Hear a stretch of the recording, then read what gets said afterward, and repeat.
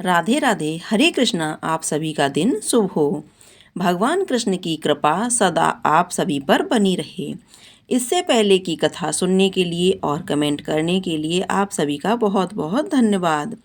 आज दिनांक 15 जनवरी बुधवार और आज माघ मास का दूसरा दिन है। आज पुण्य नक्षत्र सुबह 10:28 तक रहेगा और बाद में अश्लेषा नक्षत्र प्रारंभ हो जाएगा। इसके अलावा आज प्रतियोग और आयुष्मान योग का शुभ संयोग भी बन रहा है और यह सभी शुभ योग किसी भी धार्मिक कार्य को, किसी भी नए काम को शुरू करने के लिए बहुत ही पूर्ण और लाभकारी माने जाते हैं। आज के मातम्य का श्रवण करने से पहले आपको सुनाते हैं एक ब्राह्मण भक्त की बहुत ही मार्मिक कथा। जैसे कि आपने इससे पहले की कथा में एक डाकू की कहानी सुनी थी कि कैसे एक पंडित जी ने भगवान कृष्ण और बलदेव जी के रूप और माधुर्य का इस तरह से वर्णन किया था, अलौकिक छवि का वर्णन किया था कि जो डाकू था वह तो गया था गहने लूटने, लेकिन खुद ही लुटकर आ गया। अगर आपने इससे पहले की कहानी नहीं सुनी है तो आप जरूर सुनिएगा। श्रीमद् भागवत महापुराण के मातम्य में एक बहुत सुंदर कथा आती है जो कि पद्म पुराण से ली गई है। पंडित आत्मदेव का वृत्तांत है। आपने पहले भी कई बार श्रवण किया होगा उनकी कथा को, जो कि उनके पुत्र गोकर्ण जी और धुंधकारी हुए, जो कि गोकर्ण जी महान पंडित ज्ञानी हुए और धुंधकारी बहुत दुष्ट स्वभाव का हुआ। तो आइए पापनाशक भक्ति प्रदायक पावन चरित्र को श्रवण करते और पढ़ते हैं।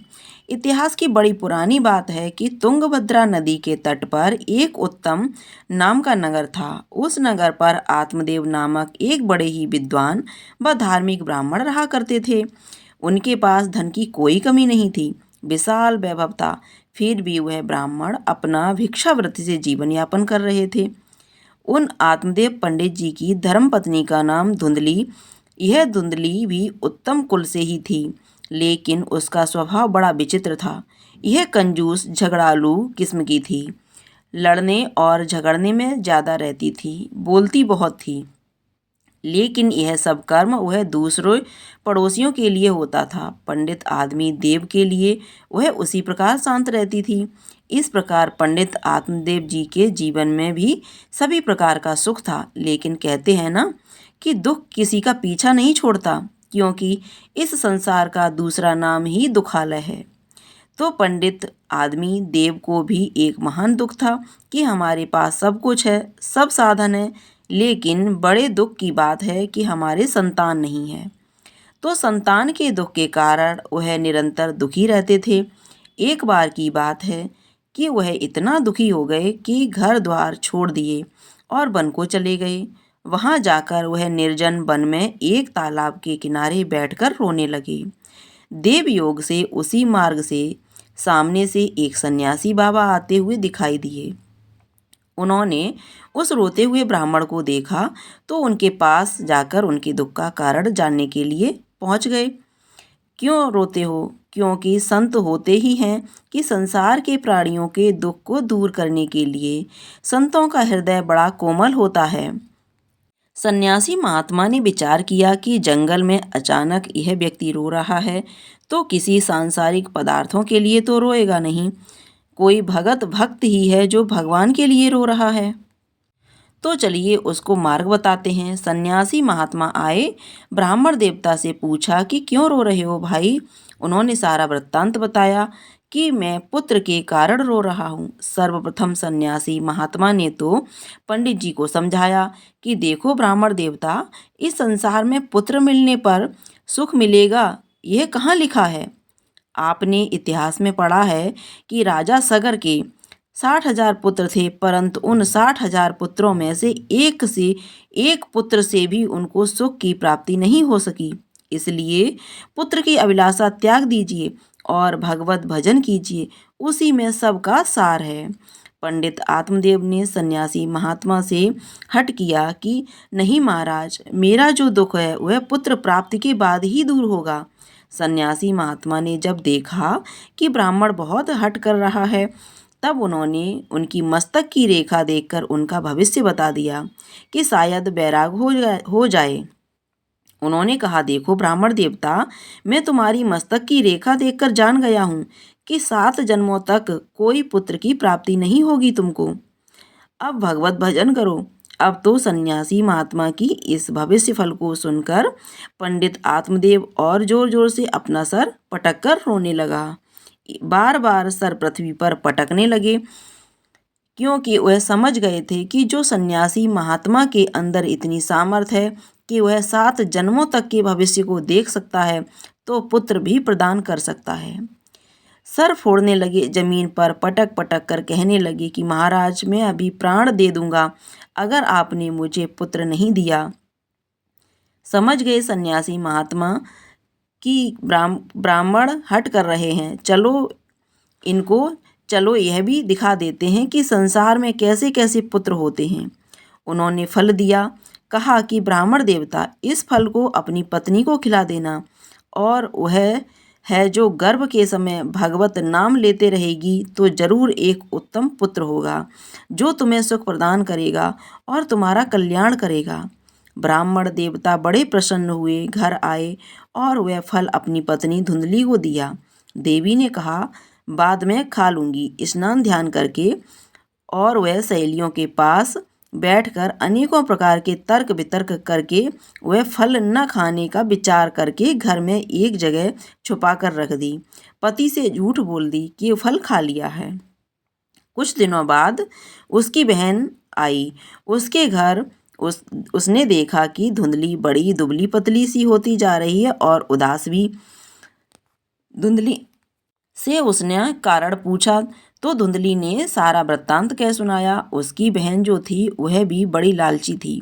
उसने कहा, देखो बहन, मेरे पेट में जो गर्भ है, जो संतान होगी, मैं उसे तुमको दे दूंगी, उसके बदले तुम मुझे धन दे देना। तब तक तुम नाटक करते रहो कि मुझे गर्भ हो चुका है, और वह फल जो है उसकी भी परीक्षा लेते हैं जो महात्मा ने दिया था कि क्या वह फल संतान प्रदान करने का सामर्थ्य रखता है। ऐसा करो कि तुम्हारी जो गाय है बंध्या, वह भी बहुत सालों से बच्चा नहीं दे रही है, तो वह फल उसे खिला दो। वह फल जाकर गाय माता को खिला दिया। धीरे धीरे समय बीता। धुंधली की बहन को बालक हुआ और वह बालक गुप्त रूप से धुंधली के घर पहुंचा दिया गया, और धुंधली के यहाँ से हल्ला हो गया कि बालक हुआ, बेटा हुआ। आत्मदेव सुनकर बड़े प्रसन्न हुए, नाचने लगे, ब्राह्मणों को दान दिया। नामकरण जब होने लगा तो धुंधली सामने खड़ी हो गई कि महाराज, 9 महीने तक मैंने कष्ट उठाया, नाम मैं रखूंगी, मेरा नाम धुंधली तो मेरे पुत्र का नाम धुंधकारी होगा। ठीक 3 महीने बाद गाय ने भी एक सुंदर मनुष्य को जन्म दिया। सिर्फ उसके कान जो थे वह गाय के थे, बाकी पूरा शरीर मनुष्य की तरह था। पंडित आत्मदेव ने उनका भी नामकरण रखा, और उस गाय के बच्चे का पूरा शरीर मनुष्य का था, लेकिन कान गाय के समान थे, इसलिए उसका नाम गोकर्ण रखा। गांव वाले ने जब यह सुना तो दूर दूर से लोग आते उस गाय के बालक को देखने और महाराज को बधाई देते। यह बालक आगे चलकर बड़े हुए तो एक तो महान पंडित ज्ञानी हुए जो गाय से जन्मे थे। महात्मा का फल से जिनका जन्म हुआ था गोकर्ण जी महाराज, और दूसरा धुंधकारी था, वह महान दुष्ट हुआ, लोगों को सताता मारता। उसके दुख से दुखी हो आत्मदेव रोने लगे। तब गोकर्ण जी ने उपदेश दिया, और वह उपदेश को सुनकर वैराग्य को पाकर जंगल में चले गए, और वहां पर भागवत के 10 स्कंद का पाठ करते हुए भगवान को पा लिया। इसीलिए कहते हैं कि संगति का बहुत असर होता है, बल्कि उनके साथ रहने वाले जितने भी व्यक्ति हैं, उनके परिवारजन, उनके मित्र, बंधु बांधव, उन सब की मुक्ति हो जाती है और उन सबको भगवान के धाम की प्राप्ति होती है। ये थी आज की कथा। अब सुनिए आज के मातम्य की, आज के अध्याय की कथा। राजा के ऐसे वचन सुनकर तपस्वी कहने लगे कि हे राजन, भगवान सूर्य बहुत शीघ्र उदय होने वाले हैं, इसलिए वह समय हमारे लिए स्नान का है, कथा का नहीं। सो आप स्नान करके अपने घर को जाओ और अपने गुरु श्री वशिष्ठ जी से इस मातम्य को सुनो। इतना कहकर तपस्वी सरोवर में स्नान के लिए चले गए, और राजा भी विधि पूर्वक सरोवर में स्नान करके अपने राज्य को लौटा और राम निवास में जाकर तपस्वी की सब कथा रानी को सुनाई। तब सूत जी कहने लगे कि महाराज, राजा ने अपने गुरु वशिष्ठ जी से क्या प्रश्न किया और उन्होंने क्या उत्तर दिया, सो कहिए। व्यास जी कहने लगे, हे सूत जी, राजा दिलीप ने रात्रि में सुख से सोकर प्रातः समय ही अपने गुरु वशिष्ठ जी के पास जाकर उनके चरणों को छूकर प्रणाम करके तपस्वी के बताए हुए प्रश्नों को अति नम्रता से पूछा कि गुरु जी, आपने आचार, दंड, नीति, राज, धर्म और चारों वर्णों के चारों आश्रमों की क्रियाओं, दान और उनके विधान, यज्ञ और उनकी विधियां, व्रत, उनकी प्रतिष्ठा तथा भगवान विष्णु की आराधना अनेक प्रकार से तथा विस्तार पूर्वक मुझको बतलाई। अब मैं आपसे माघ मास के स्नान के मातम्य को सुनना चाहता हूँ। सो हे तपोधन, नियम पूर्वक इसकी विधि समझाइए। गुरु वशिष्ठ जी कहने लगे कि हे राजन, तुमने दोनों लोकों के कल्याणकारी, वनवासी तथा गृहस्थियों के अंतःकरण को पवित्र करने वाले माघ मास के स्नान का बहुत सुंदर प्रश्न पूछा है। मकर राशि में सूर्य के आने पर माघ मास में स्नान का फल गौ, भूमि, तिल, वस्त्र, स्वर्ण, अन्न, घोड़ा आदि दोनों तथा चंद्रयान और ब्राह्मण, कूच, व्रत आदि भी अधिक होता है। वैशाख तथा कार्तिक में जप, दान, तप और यज्ञ बहुत फल देने वाले होते हैं, परंतु माघ मास में इनका फल बहुत ही अधिक होता है। माघ में स्नान करने वाला पुरुष राजा और मुक्ति के मार्ग को जाने वाला होता है। दिव्य दृष्टि वाले महात्माओं ने कहा कि जो मनुष्य माघ मास में सकाम या भगवान के निमित्त नियम पूर्वक माघ मास में स्नान करता है, वह अनंत फल वाला होता है। उसको शरीर की शुद्धि, प्रीति, ऐश्वर्य तथा चारों प्रकार के फलों की प्राप्ति होती है। अदिति ने 12 वर्ष तक मकर संक्रांति में अन्न त्याग कर स्नान किया। इससे तीनों लोकों को उज्जवल करने वाले 12 पुत्र उत्पन्न हुए। माघ में स्नान करने से रोहिणी, सुभंगा, अरुंधति दानशीलता हुई और इंद्राणी के समान रूपवती होकर प्रसिद्ध हुई। जो माघ मास में स्नान करते हैं तथा देवताओं के पूजन में तत्पर रहते हैं, उनको सुंदर स्नान, हाथी, घोड़ों की सवारी तथा दान को द्रव्य प्राप्त होता है। अतिथियों से उनका घर भरा रहता है और उनके घर में सदा वेद ध्वनि रहती है। वह मनुष्य धन्य है जो माघ मास में स्नान करते हैं, दान देते हैं तथा व्रत और नियमों का पालन करते हैं। और दूसरों के पुण्यों को क्षीण होने से मनुष्य स्वर्ग को वापस आ जाता है, परंतु जो मनुष्य माघ मास में स्नान करता है, वह कभी स्वर्ग से वापस नहीं आता। इससे बढ़कर कोई नियम, तप, दान, पवित्र और पाप नाशक नहीं है। भृगु जी के मणि पर्वत पर विद्याधरों को यह सुना था। तब राजा ने कहा कि ब्राह्मण, भृगु ऋषि ने कब मणि पर्वत पर विद्याधरों को उपदेश दिया था, सो बताइए। तब ऋषि जी कहने लगे कि राजन, एक समय 12 वर्ष तक वर्षा न होने के कारण, सब प्रजा क्षीण होने के कारण संसार में बड़ी उद्विग्नता फैल गई। हिमाचल और विंध्याचल पर्वत के मध्य का देश निर्जन होने के कारण श्राद्ध तथा तप, स्वाध्याय सब कुछ छूट गए। सारा लोक विपत्तियों में फंसकर प्रजाहीन हो गया। सारा भूमंडल फल और अन्न से रहित हो गया।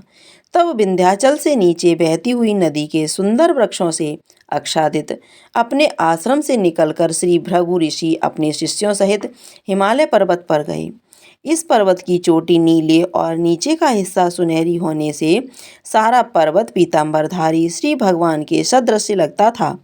पर्वत के बीच का भाग नीला और बीच बीच में कहीं कहीं सफ़ेद स्फटिक होने से तारों से युक्त आकाश जैसी शोभा को प्राप्त होता था।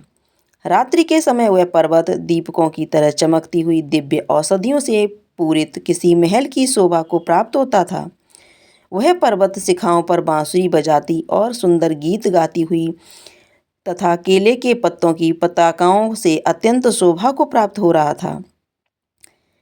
यह पर्वत नीलम, पन्ना, पुखराज तथा इनकी चोटी से निकलती हुई रंग बिरंगी किरणों से इंद्रधनुष के समान प्रतीत होता था।